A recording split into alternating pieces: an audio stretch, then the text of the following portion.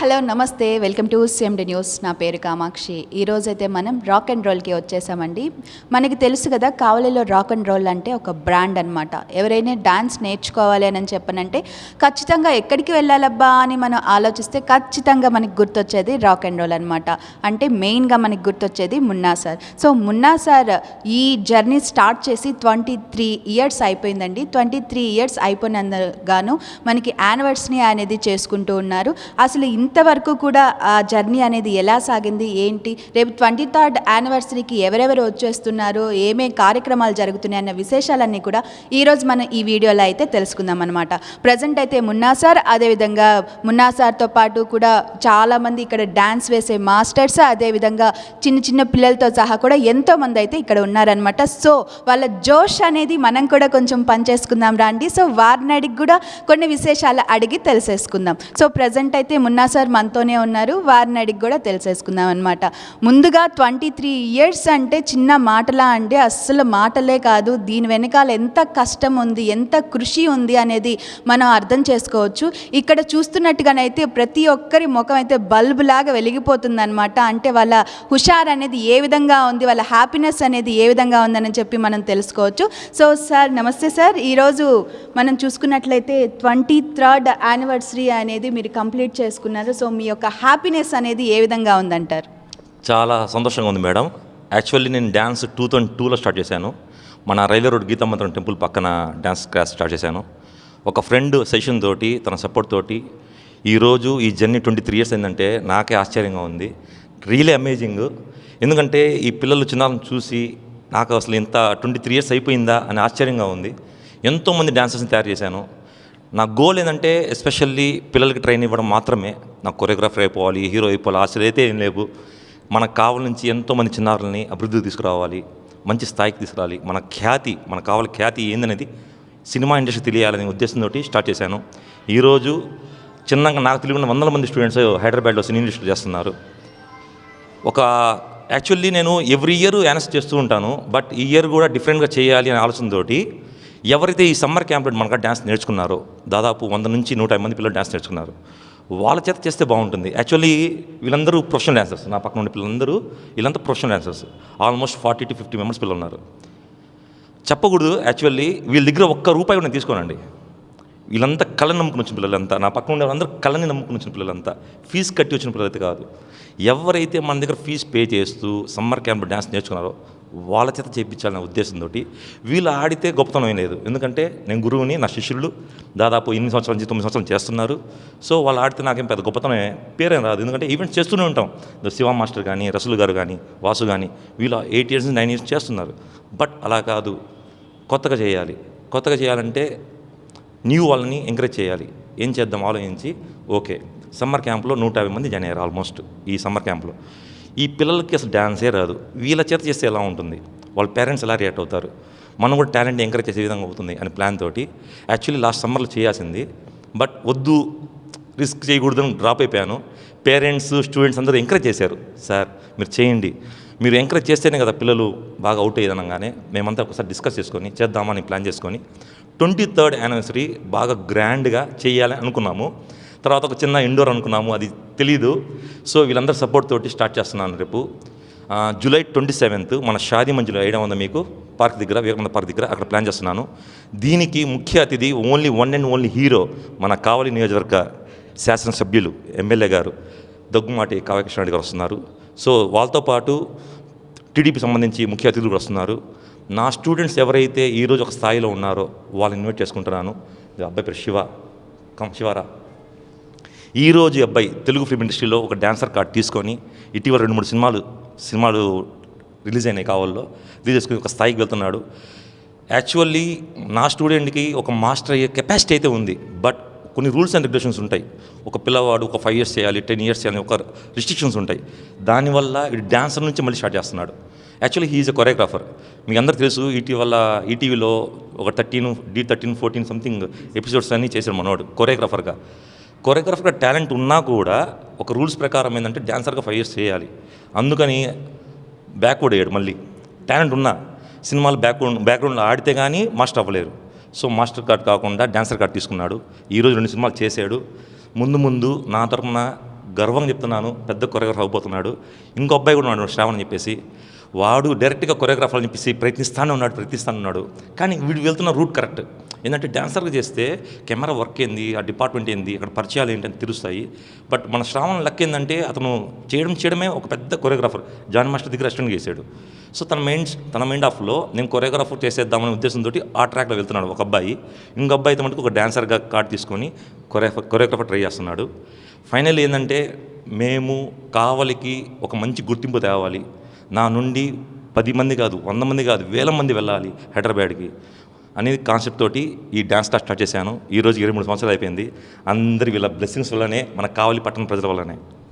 Sir, ఇన్ని విజయాలు సాధించారు మీరు. ఇన్ని విజయాలు సాధించడానికి గాను అసలు ఒక డాన్సర్ అవ్వాలి నేను అంటే మీకు అనిపించి ఉండదేమో, అంటే ఇంతమందికి లైఫ్ వస్తుంది నా వల్ల అని.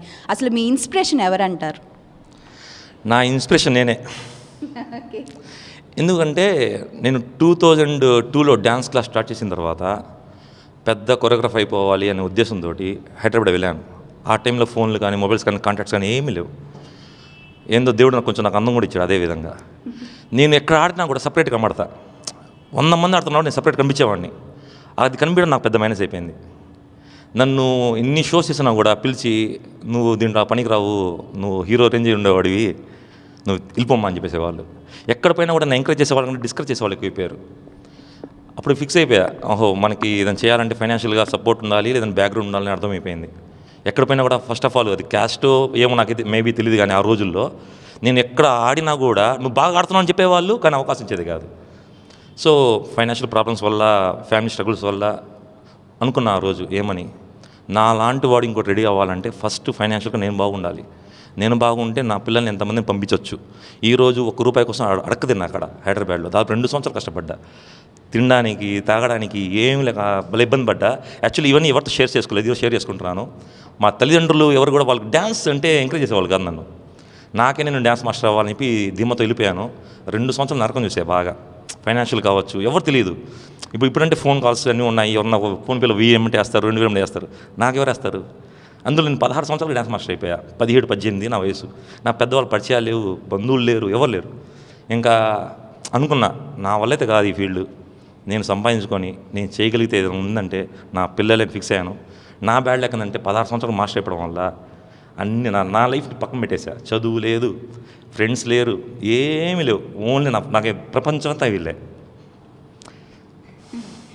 ఓకే సార్, ఎమోషనల్ అయిపోతున్నారు. సో వాళ్ళ పడిన కష్టం ఎలాంటిది అనేది వాళ్ళ మాటల్లోనే అర్థమైపోతుంది. సార్, ఇప్పుడు మనం చూసుకున్నట్లయితే మీరు ఎంతోమందికి లైఫ్ ఇచ్చారని చెప్పి మీరే చెప్తున్నారు. మీరు లైఫ్ ఇచ్చిన వాళ్ళలో అంటే ఫిల్మ్ ఇండస్ట్రీకి కానీ లేదా టెలివిజన్లో కానీ ఎవరైనా కనిపించిన వాళ్ళు ఉన్నారా?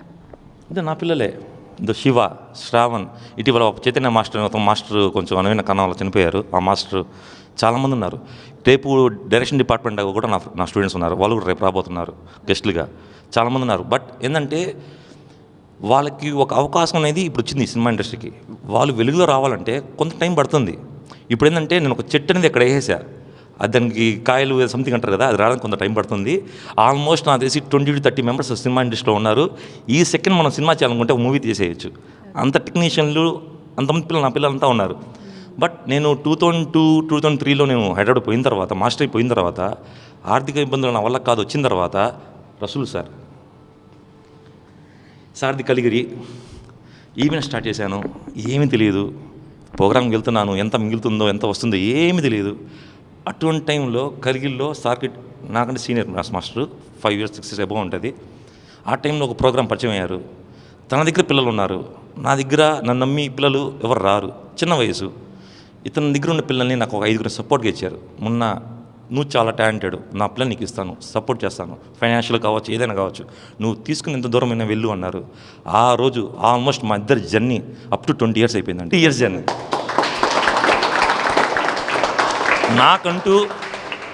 నాకంటూ ఏదైనా జరిగితే ఎవరైనా ఉన్నారంటే మా అన్న.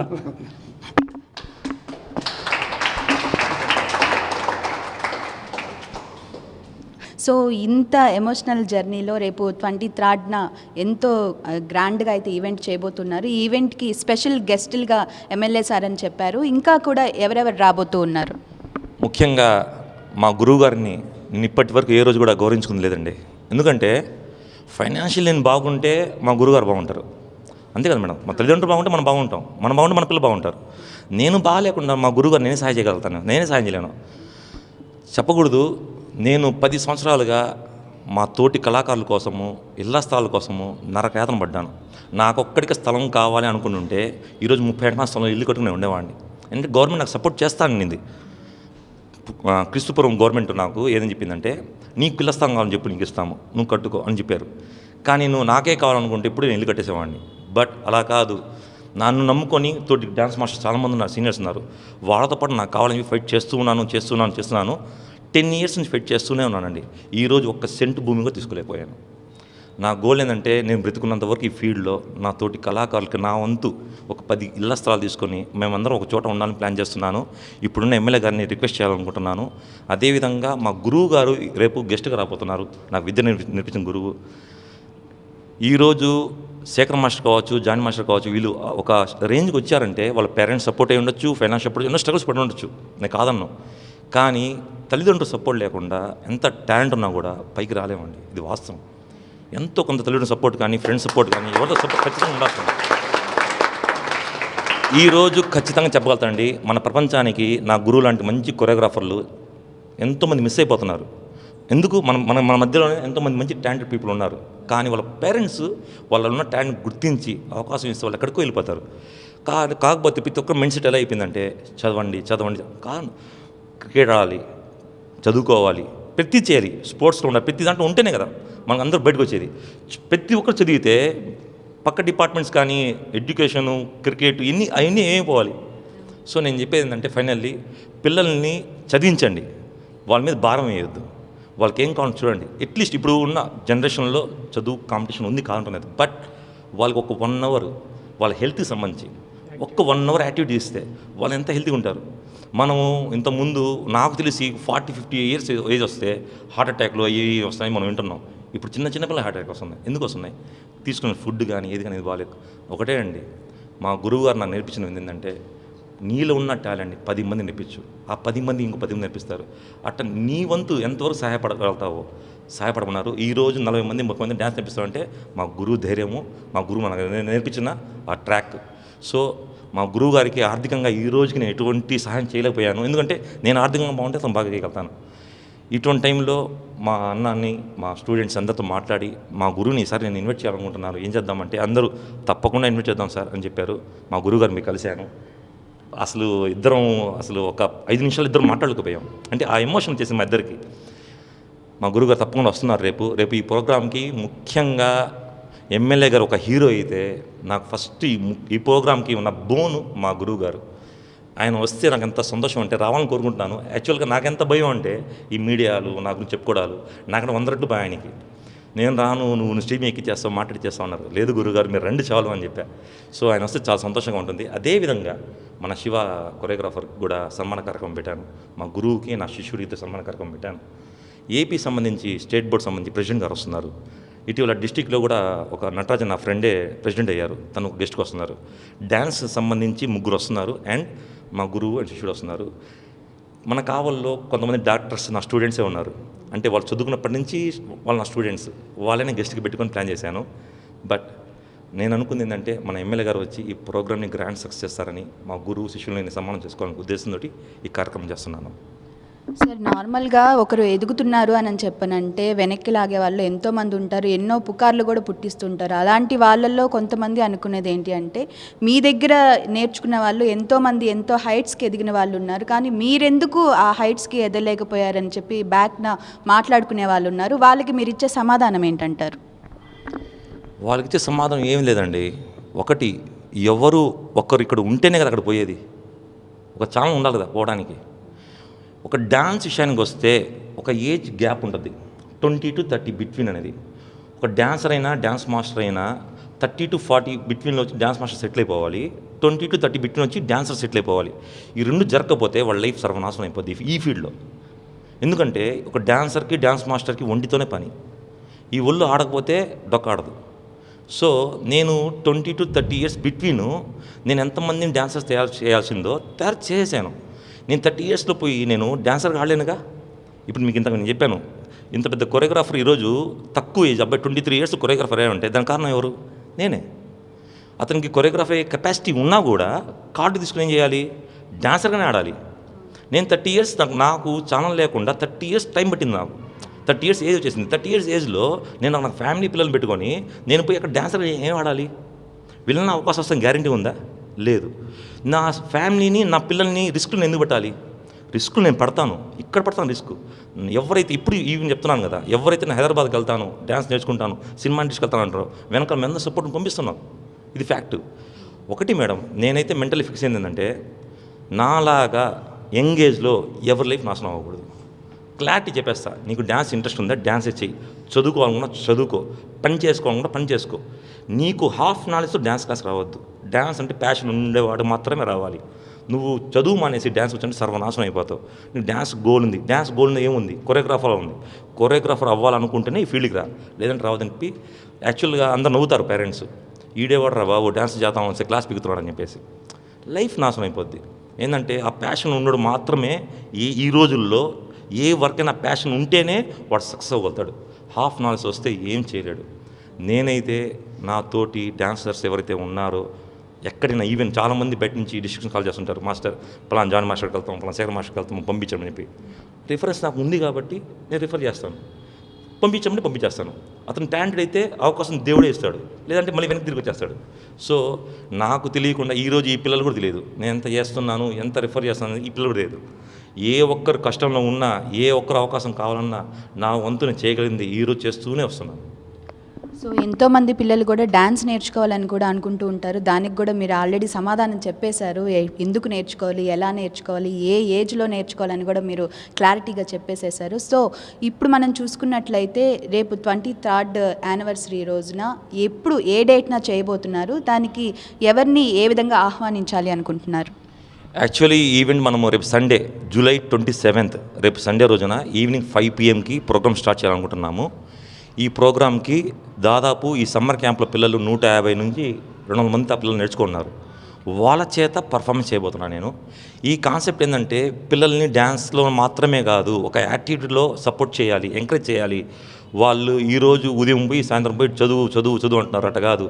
రేపు వచ్చిన పిల్లలు కూడా అదే చెప్పాను, డ్యాన్స్ మాత్రమే కాదండి, స్విమ్మింగ్, స్పోర్ట్స్ ఏదో ఒక యాక్టివిటీ పెట్టండి అనే ఉద్దేశంతో నేను ఒక మెసేజ్ రూపంలో ఇటువంటి ప్రోగ్రామ్స్ పెట్టి ఎవరో ఒకరు నా మాట విని పిల్లల్ని కొంచెం యాక్టివిటీ పెట్టే వాళ్ళు ఉంటారు. ఆ ఉద్దేశంతో ఎవరైతే 150 మంది 200 మంది పిల్లలు పార్టిసిపేట్ చేస్తున్నారో ప్రతి పిల్లవాడికి ఒక షీల్డ్, ఒక సర్టిఫికేటు మన అతిథుల ద్వారా, మన గవర్నీయులు, ఎమ్మెల్యే గారు, మన గెస్టులు చాలామంది వస్తున్నారు కదా, వాళ్ళ ద్వారా ఇచ్చి ఏదో నా వంతు కొంచెం మోటివేషన్ ఇద్దాం ప్లాన్ చేస్తున్నాను.